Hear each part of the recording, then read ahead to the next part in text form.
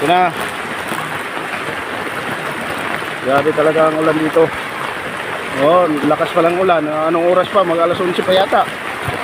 Eh kung abot ng mga alas 3 to, ganito ulan, wala. Hanggang ano yan, poste na yan, abot yan. Yung poste na yan. Eh, ano pa ngayon? Yung taob sa Bisaya.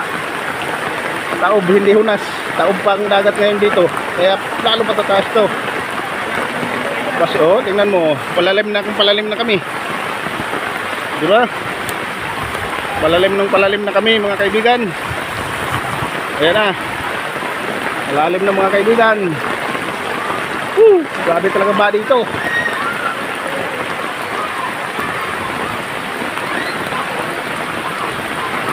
Ano?